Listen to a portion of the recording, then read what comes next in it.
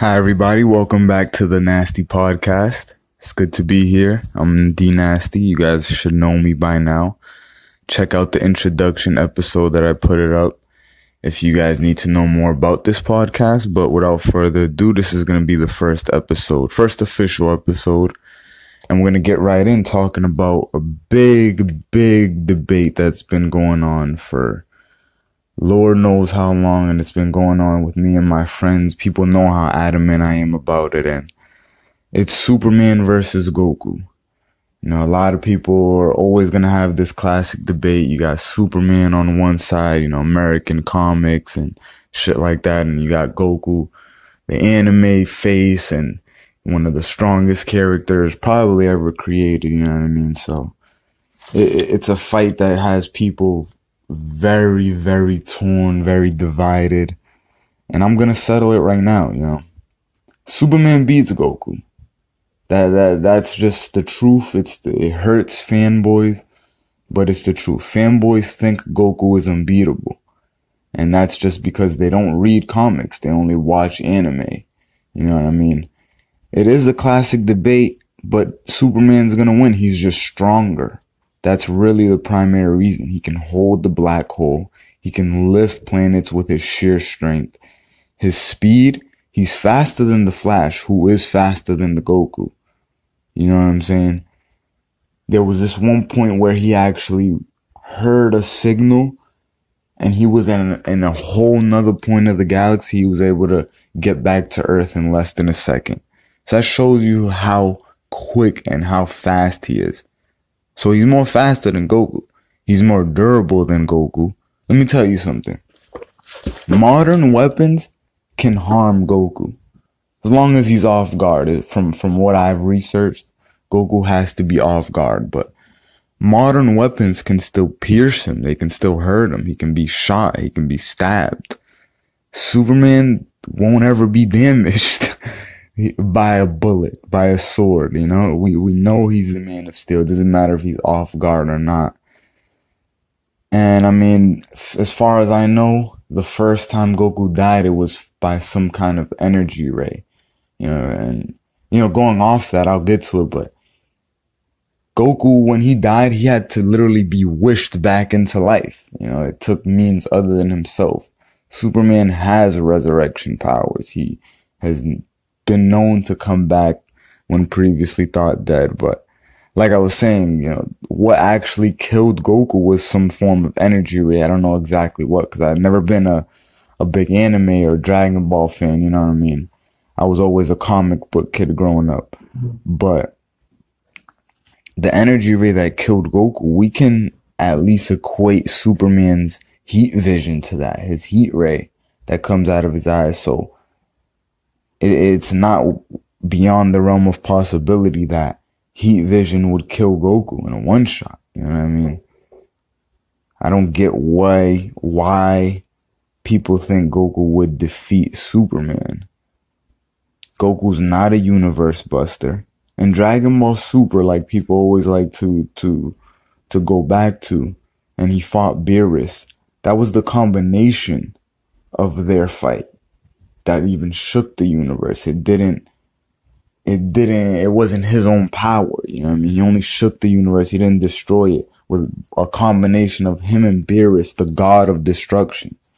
And that's the thing about anime. It's just a big light show. It's not really going into detail about how things are descriptive and the actual power levels and the scales, you know what I mean? Comics is a lot more detailed. And that's what I said earlier. Like, these kids who grew up watching anime and are saying Goku would win, it's because they didn't read comics. Comics were kind of out of style. They were a little outdated by that time. They're growing up, you know what I mean? And the reality of things is that this whole Dragon Ball Super initiative was a movement basically to westernize or conceptualize it for a Western or someone in the Americas, the concept of Dragon Ball. You know, you can see that by the way they put for the very first time the Western concept of a god in there, in what we see as Xeno. You know what I mean? In Dragon Ball, they were all pretty much gods. Now they put what we kind of consider a god there, you know. And Super is not even made by Akira Toriyama. You know, you can see how they're trying to catch up to Marvel Comics and DC Comics, who have already faced situations and opponents more powerful, more strenuous, you know what I mean, with similar types of stakes on the line. They've already done this since the 30s and the 60s. They literally called it Dragon Ball Super. They're trying to make Goku more like Superman. At the end, they said he had infinite power and this and that. And that was really the difference between Goku and Superman. Goku may have a limited potential, but he's limited by whatever Saiyan level he's at. He has limits. That is just logical by him being able to go to a next one. Super Saiyan 1, 2, 3, whatever, you know what I mean? Superman's infinite. His power, energy, strength. He gets his power from the sun, any sun in existence. So you can't say, oh, he can just erase the sun or destroy the sun. It's not going to work. It's happened before. You know what I mean? Marvel cosmic entities would smack Goku. You know what I mean? Only maybe not Xeno's on that level, but Marvel has several. You know what I mean? They have a whole another universe of just cosmic entities. You know what I mean? So in DC, you know, I don't really go into DC like that. I'm more of a Batman guy, but I'm gonna go into some Marvel people later. But just sticking on Superman, a lot of people like to say, "Oh, he'll just use kryptonite." Well, nigga, that just proves my point. If as strong as Goku is, and you need to use kryptonite to defeat Superman, that's your scapegoat, your easy way out. It just goes to show you Goku couldn't beat him any other way. That'd probably be the only way to beat Superman is with kryptonite. But anyone could beat Superman with kryptonite. That's why that's his weakness. Is because someone that strong needs an external, a plot device to be able to destroy him. There'd be no other way to do that. But now let's switch gears. Let's switch gears. I mentioned Marvel cosmic entities, you know, the Living Tribunal, Infinity, Eternity. Those kind of people are way outmatched for Goku. They're way out of his class, you know what I mean? He wouldn't be able to stand a chance to them. But, you know, there might not be many Earthlings, you know, Captain America and guys like that won't put up much of a fight. Spider-Man. But there's some mutants and sidekicks who would put up a very good fight, if not destroy Goku entirely, you know, like there's Professor X, who just mind fucked the guy. Psylocke, Rogue, who could just touch him and use his powers against him, absorb all his energy. Jean Grey's the Phoenix completely stomps Goku. She murders him. She'd incinerate him. She really destroys universes. You know what I mean? Deadpool could keep resurrecting and reviving. He has the magic satchel that give him any type of weapon that could destroy Goku, theoretically. So there's plenty of Marvel guys. Scarlet Witch could hex him. Thor, whether you say Thor wins or not, it's at least a debatable fight. It's just as valid as Superman versus Goku. Thor's a god. The Hulk, you know, Hulk gets stronger as matter he gets. So that's sort of just like Goku. I think Goku's just a Hulk with energy blast and flight capabilities. But those would all be good fights. But another anime character I can get into. Let me not get into that yet, because I also want to mention the Silver Surfer before I do that. The Silver Surfer can absorb all types of energies. That's literally his power. It's literally his power. So anything, that's all Goku is predicated upon, his energy. All the Kai Blast, all the Kamehamehas, whatever. All the stuff is just energy blast in the simplest form, you know. Silver Surfer would be unaffected by any of that, and he just use it against Goku. But getting on to another anime character who I really have been enjoying. I've been watching the anime, reading the manga. It's really fun. And I found it because of these conversations. And that's Sailor Moon, you know. Sailor Moon is a very popular anime from the 90s. Girl show, you know, magical girl show. But it's really fun. It has a lot of those same classic superhero and anime concepts. They call out their attacks, they fight villains. It's action packed. It's actually pretty adult, if you ask me. There's lesbians. It's very sexual. They have innuendos. Like many shows of the era. But I don't know, man. I can watch some Sailor Moon and really enjoy myself. Like I say, I haven't watched the show and had this much fun since maybe Ninja Turtles. You know what I mean? Back in the day. But Sailor Moon, not only does she have more speed than Goku, she traveled between galaxies and planets in less than a second without teleporting. It's just her sheer strength moving. But she has attacks that turn opponents literally to dust or vanish, vanquish, incinerate, obliterate, or whatever word you want to use. All the demons she faces do that. And a demon you can kind of equate to an evil counterpart of an angel. There's angels in Dragon Ball, and we can say an angel is probably around the cosmic entity type of level. She just makes these guys disappear. She also has a weapon that can refresh opponents, or an attack that can refresh opponents. Basically what that means is it just turns you back to your base state. So, humans who have turned into monsters or have been brainwashed or whatever you call it, that she's faced, Sailor Moon in the show, she's been able to turn them back to their normal form. So by that logic, she could just keep turning Goku back to his base form, no matter what level Saiyan he goes to. Ultra Instinct, Super Saiyan Blue, doesn't matter. She could keep reverting him. She could probably even turn him back into a kid, because she can manipulate time and reality as well. She's one with existence, so she's kind of out of the universe. She's beyond or above the universe itself. She can create and destroy universes at her will, reincarnate, access her future self or the future in general. You know what I mean? She's pretty much omniscient, omnipotent, omnipresent. She's withstood things that would destroy time and space. She's just kind of out of Goku's league, man. It's kind of hard to think, you see Goku, this strong guy, strong buff guy, fighting Superman and a bunch of all these other people, but she's just really out of Goku's league. So the way Marvel is, she just has capabilities and feats and things at her grasp that are way beyond anything Goku's ever done or will be able to do, no matter how much of a fanboy you are. The only people who say Goku can beat Superman are fanboys.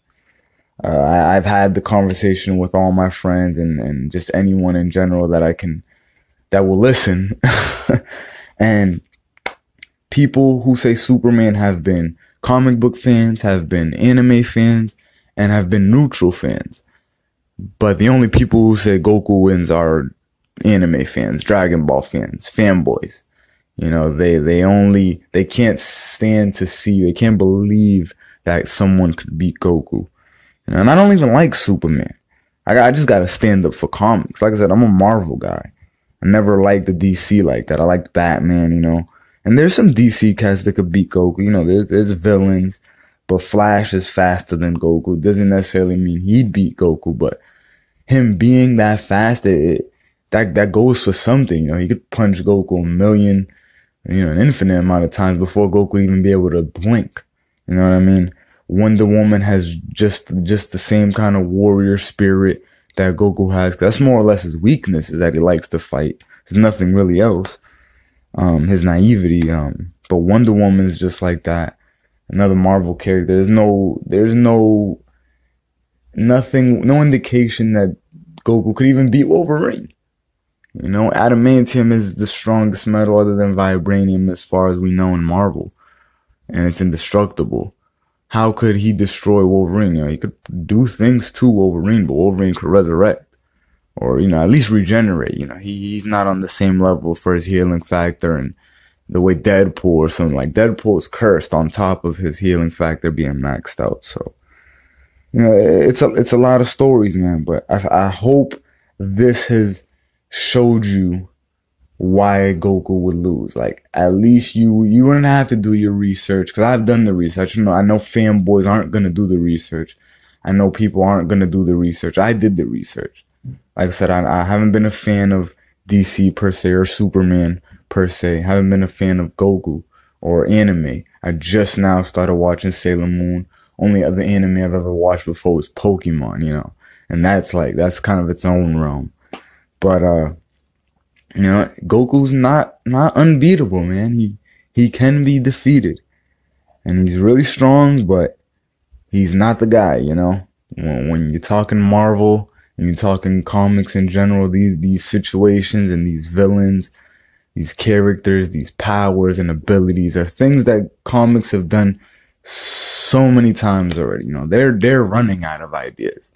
Dragon Ball is just now doing these things. You know, they're rushing things in their show and they're just trying to make a Goku as powerful as they can make him, you know. There's literally nothing he can't do. In Dragon Ball, the characters can just do anything. In Marvel, there's an actual scale, you know. Spider-Man, as popular as he is, he's only ever going to be street level. Marvel will never make him surpass that just because, you know. They might make some kind of exterior situation for like a Captain America or, you know, a character who might not be in that stratosphere to kind of enter that realm, but it will always be self-contained, you know, like, I don't know, man. We're talking about a dude in Superman that has literally held the black hole, traveled through the sun. I mean, those things would kill Goku. Those things, he wouldn't be able to survive that.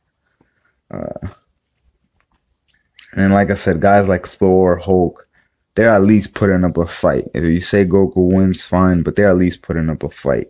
And then, you know, Silver Surfer, the Phoenix, Deadpool, Sailor Moon, they're all winning.